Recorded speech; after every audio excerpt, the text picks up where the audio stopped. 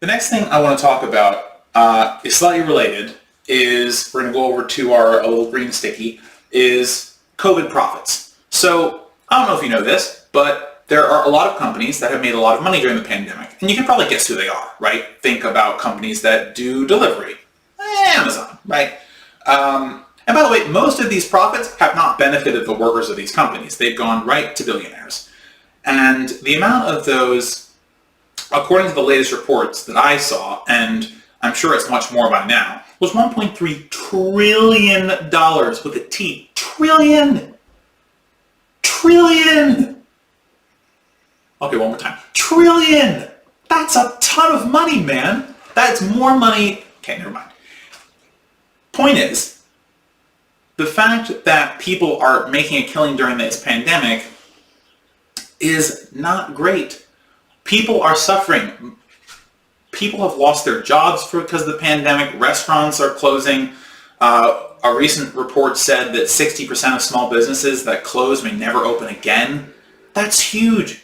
I was told that small businesses power this country. What happened? Where's our bailout for our small businesses? And by the way, this is such a shame because the PPP loans, this is going back to the CARES Act, which was passed last year, was supposed to keep these businesses afloat, but it just didn't. I mean, companies were claiming they were small businesses that were huge franchises, saying, oh, well, we don't have 50 people at, we may have 50 people at all our locations, but this particular location, we don't have 50 people. So, that's fine then. We don't have to worry about it. And it's like, you're gaming the system, man. And a lot of these companies could afford to pay their people to stay on and it not be an issue.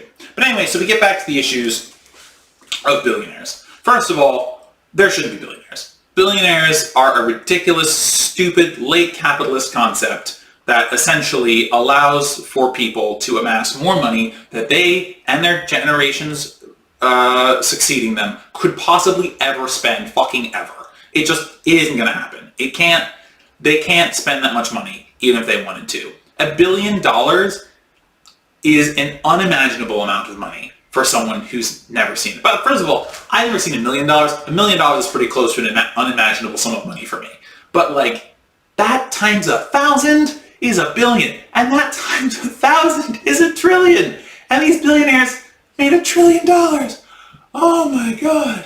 Oh. Okay.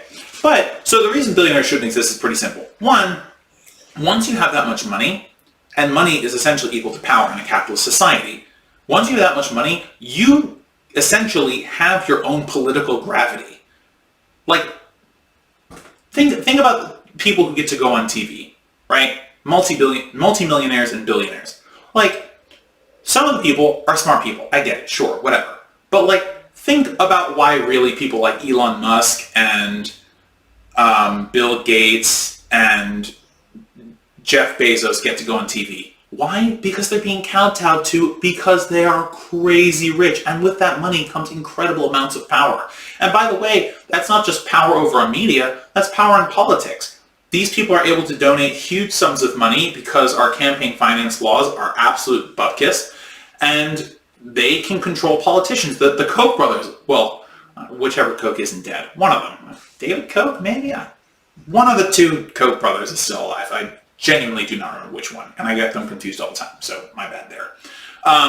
But these people donate tons of money to campaigns of politicians who then legislate on their behalf.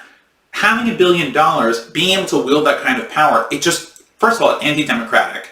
And second of all, why should you be allowed to have an amount of money that you can't spend in a lifetime? If money is finite, which it is or it isn't, it kind of depends on how you want to think about things. If money is finite and inflation is a thing, there's no good reason that billionaires should have that amount of money.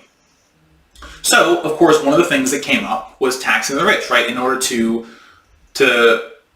fund some of these programs that would either help people during the pandemic or just help people in general, right? So Elizabeth Warren has the wealth tax. I think during the presidential campaign of 2020, during the primaries of 2020, Bernie Sanders also had a wealth tax. I haven't seen his version of the wealth tax recently, though, so I don't know if it's still a thing. and reversing the Trump tax cuts, right? So if the Trump tax cuts, if you remember, passed in 2017, the Tax Cuts and Jobs Act, promised huge tax cuts across the board. And it is true that the Tax Cuts and Jobs Act did, in fact, cut taxes for almost everyone. Here's the only problem with the law. The problem with the law is, if you make under $75,000 a year, your tax cuts get eliminated. They sunset after a certain period of time. I think it's 10 years. So 2027, you're going to see your taxes jump up again. I think that was it. I don't remember off the top of my head. But there was a sunset period on it.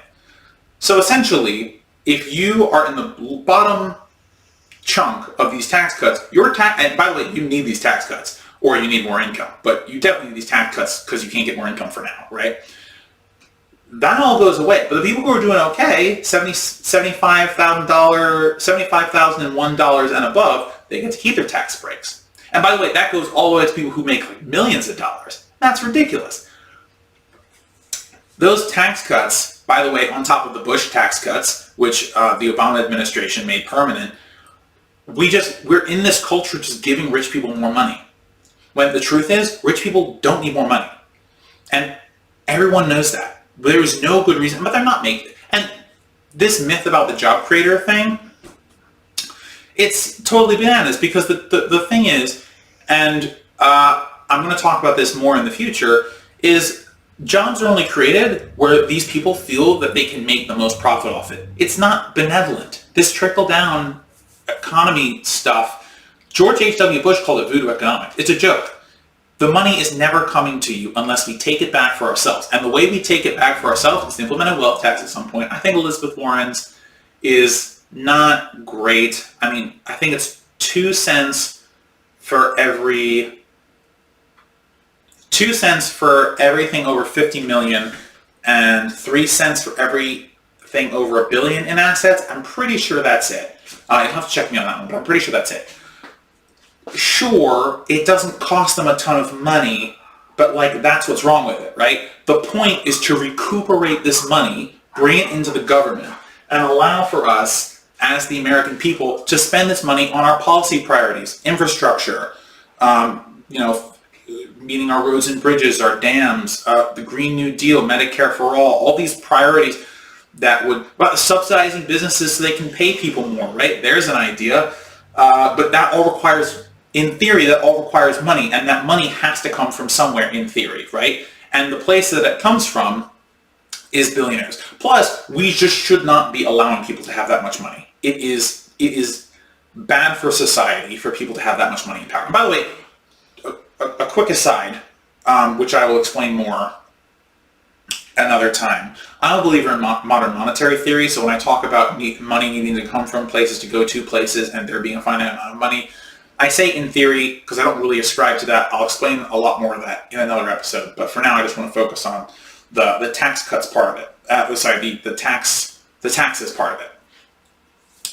At the end of the day, we have the power to make sure that the resources in our country are spread out in a more even way. And the way we do that, whether you believe in MMT or not, is to take it from the people who have the most and to give it to the people who have the least. And then we can create real equality of opportunity in America. We can be the golden door, right? The place where people come to make opportunities. And we can be that because everyone gets to start at the same place. And you do that by creating programs that help people get on their feet so that we can have the types of innovation and the types of meritocracy that we always claim we have. Because the truth is, we don't have it now.